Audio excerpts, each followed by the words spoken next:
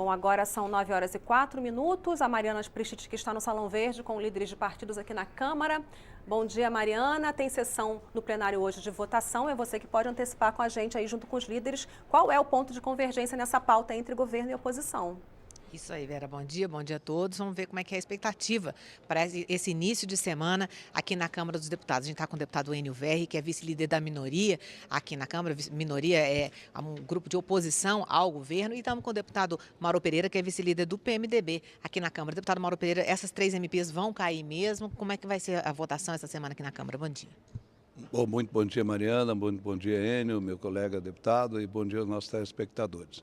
Na verdade, nós estamos aqui hoje para cumprir a nossa missão. Nós somos deputados, nós temos a nossa função que é votar, que é legislar, e essas medidas provisórias, tanto a 772, que aumenta a penalidade para os frigoríficos que adultera carne, como também a medida 773, que ela facilita a vida dos governadores para que aplique o recurso constitucional na educação, que eles não conseguiram ser aplicado, que possa aplicar agora em 2017, são medidas provisórias de extrema importância e que é lógico que se houver um consenso entre os deputados de oposição em situação, automaticamente nós conseguimos votar.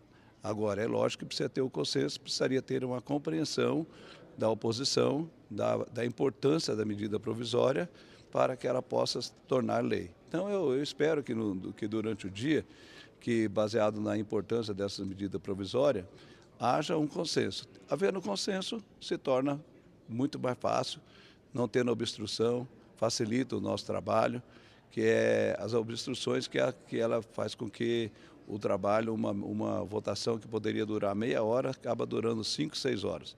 Então vamos depender do entendimento que o nosso presidente Rodrigo Maia, juntamente com os líderes de bancada, vão fazer durante o dia e nós temos até a meia-noite para votar, que é assim que nós estamos fazendo, né? Trabalhamos terça e quarta e normalmente trabalhamos votando até as meia-noite, 1h da manhã. Esperamos que nós consigamos, pelo menos as medidas provisórias de maior interesse público, que nós possamos haver um consenso. O senhor não citou a 774 da desoneração, em que alguns líderes aparecem da própria base divergindo sobre a medida provisória. O senhor acha que é possível votar também? Olha, a 774 eu fiz parte da comissão. Realmente nós temos empresas que trabalham na área de exportação, especialmente na área de transporte, na área de imóveis, na área do setor assim, que gera muita mão de obra, que nós já conseguimos aprovar para que eles não fossem onerados. Então, já teve na comissão uma mudança muito grande da medida provisória que foi encaminhada do governo, mas eu acredito que vai ser muito difícil votar ela no dia de hoje. Essa sim, ela não existe, não tem como ter consenso nela, porque a maioria dos nossos deputadas não quer onerar a folha dos empreendedores, até porque nós precisamos gerar empregos e nós não vamos gerar emprego onerando folha de trabalhadores, folha de pagamento. Nós vamos gerar emprego tomando outras medidas e, aliás, o governo está aí agora, nós precisamos aproveitar esse momento e fazer a reforma tributária urgente. Nós precisamos mudar a mudança de cobrança de impostos. Isso sim que nós temos que fazer. Agora, onerar a folha agora, com certeza, essa medida provisória, ela não passa, não tem tempo hábil. As outras que são de interesse social importantíssimo, aí pode haver um consenso entre a oposição e a situação. Deputado Enio Verri, vice-líder da minoria, é possível se fazer um acordo para votar a 772 e a 773? Olha, é pouco provável que saia um acordo, porque a própria base do governo está dividida. Esse papo de consenso, ele é um diálogo para inglês ver. Na verdade, dentro da democracia, nós temos a oposição e a base do governo. A base do governo é a maioria, a oposição sobra a ela o regimento. E hoje, a base do governo não está fechada. O próprio ministro da Fazenda, o ministro Meirelles, declarou nos órgãos de imprensa hoje que não acredita que boa parte das medidas provisórias serão votadas porque ele não tem base. O desgaste de ter votado a manutenção do Temer teve um custo e o governo acha que tem que esperar um pouco mais para solidificar essa base para continuar. Em especial sobre a desoneração da folha, particularmente, quando surgiu esse debate, fui favorável a esse assunto. Por quê? Porque esses 56 setores que tiveram a vantagem de receber a desoneração, eles teriam como contrapartida que gerar emprego e ser mais competitivos. A verdade é que desses 56 setores, 3 ou 4 setores apenas cumpriram o seu papel. Foram mais competitivos, geraram mais emprego. Os outros que não fizeram isso não merecem ter a desoneração. A grande questão é outra. A grande questão é, nesse momento, você aumentar impostos. Como você faz isso na geração de empregos e na manutenção da competitividade brasileira? O momento não é bom. O momento em que você não incentiva o setor produtivo numa recessão como essa, não é ideal. Por isso, eu acredito que, como o próprio Meirelles colocou, ele deve deixar cair a medida provisória e mandar depois em forma de projeto de lei. E, claro, na forma de projeto de lei, mesmo em regime de urgência, temos mais tempo para fazer o debate, podemos colocar as emendas que nós julgarmos necessária e, assim, fazer uma proposta de remuneração um pouco mais justa. O que nos chama atenção é que, dentro da comissão, foram tirados os 56 setores que nos deixam no mínimo com curiosidade. Por exemplo, o setor de comunicação foi tirado para não voltar não reonerar novamente a folha. Achei estranho, porque as grandes redes de comunicação não vão aumentar a sua folha e setores altamente produtivos e que geram emprego terão. Então, há contradições que precisam ser resolvidas e essas contradições resolvem num debate profundo em forma de projeto de lei e não em forma de medida provisória.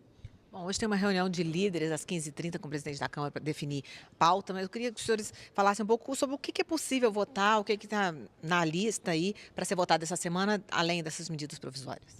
Eu não vejo dificuldade nenhuma, como o deputado Mauro colocou, na questão da multa aos frigoríficos que não cumprirem a lei. Hoje as multas são muito baixas e a Operação Carne Fraca está aí provando que é preciso aumentar. O Paraná, meu estado, deixou muito claro o número de deputados envolvidos, todos eles do PMDB, os escândalos envolvidos, é preciso aumentar, porque aí não só os políticos, mas em especial os empresários, porque se há corrupto, há corruptor. Então é importante que todos paguem por isso e que a multa seja ampliada. Sobre também os recursos para a educação, advindo do processo de dinheiro vindo do exterior, daquela tributação que houve, também acho que é possível se construir, desde que aprovados os detalhes ali, é possível fazer um debate e construirmos sim. Agora, é claro, nós estamos falando aqui em duas lideranças, eu e o deputado Mauro, que nós não temos a capacidade de convencimento como tem o presidente da Câmara. Portanto, o Colégio de Líderes hoje, que está previsto para as 15h30, pode construir alguma saída. Mas, mais do que essas duas medidas provisórias, não vejo a mínima condição de avançar nesse momento. Deputado Mauro Pereira, essa semana é a primeira de votação depois do arquivamento da denúncia contra o presidente Temer. Como é que a base deve se comportar? Como é que é possível votar outras coisas no plenário, além dessas medidas provisórias? Bom, primeiramente dizer que a base está muito unida, até porque a nossa base é uma base responsável, é uma base que está preocupada com o país. Os nossos deputados, deputadas, no total de praticamente 360 deputados, todos sabem da função, da responsabilidade que os têm. E eu quero dizer que a medida provisória que desonera a folha foi criada no governo Lula e governo Dilma.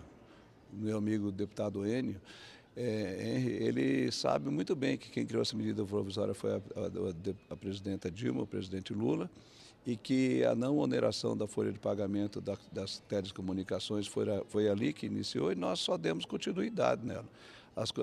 As empresas de comunicações estão também passando por um momento muito difícil e a imprensa é de extrema importância para a sociedade brasileira. Sem uma imprensa forte, nós não vamos conseguir fazer democracia. E é lógico que não é onerando a folha dos órgãos de imprensa que nós vamos ter imprensa forte. Pelo contrário, poderão até quebrar. Agora, eu acredito que a nossa base é um pessoal que tem muita responsabilidade. Nós já derrubamos a denúncia contra o presidente Temer, porque nós acreditamos que com o presidente Temer a economia ela poderá se deslanchar para melhor, como já vem acontecendo, juro caindo, inflação caindo, os empregos voltando. Foi por isso que nós mantivemos o presidente Temer no comando e em 2019, quando terminar o mandato, o presidente Temer será investigado pela Procuradoria-Geral da República, ele vai ter a oportunidade de se defender e comprovar a sua inocência.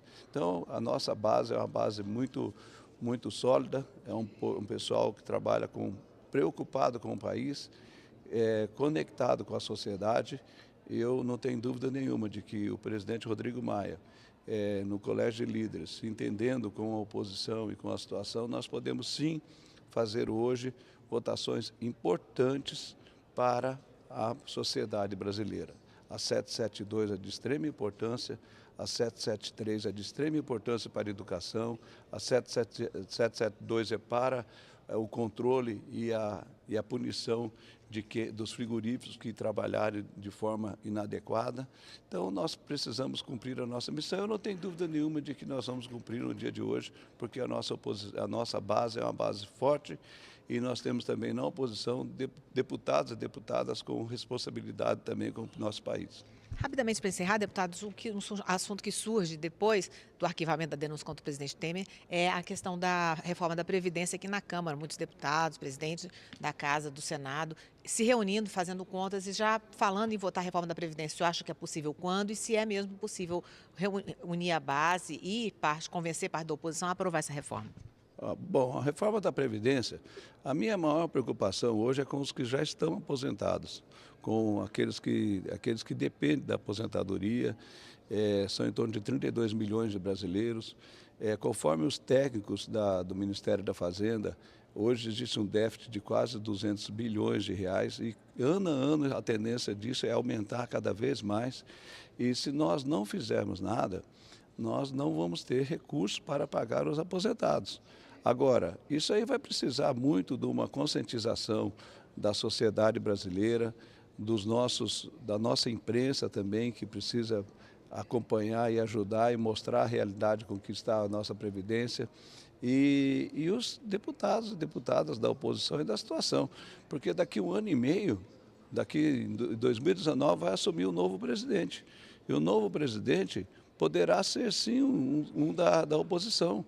Eu acompanhei aqui em 2015 a presidenta Dilma Rousseff, ela pedia, pelo amor de Deus, para votar a reforma da Previdência.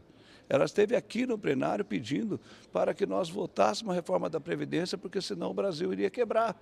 Ela esteve, o ministro também da Previdência esteve aqui no plenário 6, em março de 2015, mostrando a real situação da Previdência.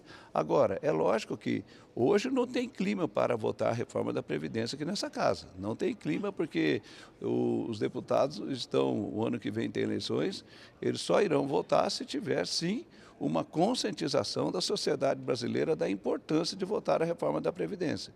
E isso aí vai depender muito do governo, vai depender muito do Ministério da Fazenda, vai depender muito da imprensa, em especial da grande imprensa, mostrar a realidade do país. Porque senão vai acontecer o que aconteceu aqui em Portugal, na Espanha, na Grécia e em outros países europeus que quebraram, tiveram que reduzir salário dos aposentados, praticamente quase tiveram revolução naqueles países europeus, há poucos anos atrás, que a Previdência lá quebrou. E nós não podemos deixar acontecer isso aqui no nosso país.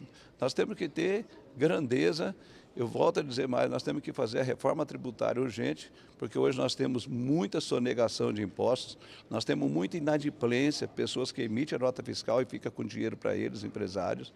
E nós precisamos fazer a reforma tributária e nós precisamos que a sociedade entenda a real situação da Previdência no nosso país.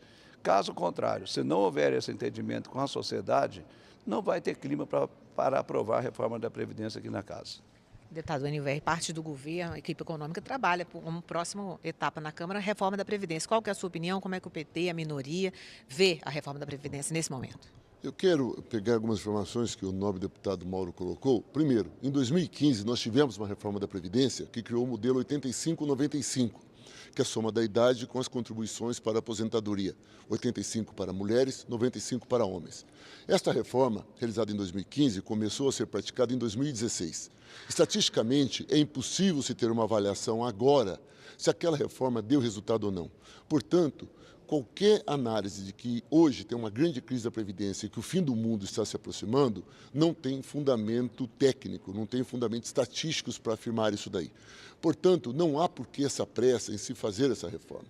Essa reforma da Previdência, ela atinge diretamente os mais pobres, não atinge setores privilegiados da sociedade brasileira e, em especial, vai levar a um processo de diminuição, de redução desse modelo de sistema que nós temos público e vai caminhar para um processo de privatização. Vamos passar a Previdência hoje para as mãos do capital privado. Esse é o desenho que é importante ter claro. Outra contradição que é importante destacar aqui é que se a base do governo está unida, está coesa, a ponto de votar a favor da manutenção de Michel Temer na presidência da República nessa primeira votação, teremos outras ainda, por que ela não está tão coesa para votar a reforma da Previdência se a rejeição aos dois assuntos é a mesma? Eu acho que, de repente, se o governo fizer um diálogo mais profundo com a base do governo, como fez para a votação de Michel Temer, para que ele continue na presidência, quem sabe até consiga. Agora, a nossa posição é muito clara. Nós somos contra a reforma da Previdência, pelos motivos que já coloquei. Não vemos, em momento algum, essa extrema necessidade, eu dizendo que vai comprometer 17% do PIB, isso não é real. E, por fim, sempre é bom olhar as experiências internacionais, como o nobre deputado Mauro também colocou. E é importante pegar o exemplo de um país que ele também observou, que é Portugal. Portugal recentemente assumiu um governo com uma visão contrária do que fez aquela reforma da Previdência, está voltando com tudo aquilo que foi tirado dos trabalhadores. O atual governo de Portugal está retomando isso. O Fundo Monetário Internacional está elogiando o governo de Portugal, porque está retomando o desenvolvimento, a distribuição de renda. Então, me parece que nós temos consenso, com certeza, eu, nobre deputado, sobre as dificuldades. O que não há consenso sobre qual o caminho a seguir. E eu não entendo que caminho que faça a opção por tributar mais pobres, por tirar direitos dos mais pobres, leve ao desenvolvimento. Porque as pessoas que trabalham, a massa salarial brasileira diminuindo, haverá uma queda radical no consumo, automaticamente o setor produtivo, que ele mesmo disse, vai sofrer um choque muito grande e não haverá como sairmos dessa crise. A grande pergunta é, para encerrar, nós temos que ajustar para crescer ou crescer para ajustar? Eu não tenho dúvida que o melhor caminho e o mais justo é crescer para ajustar.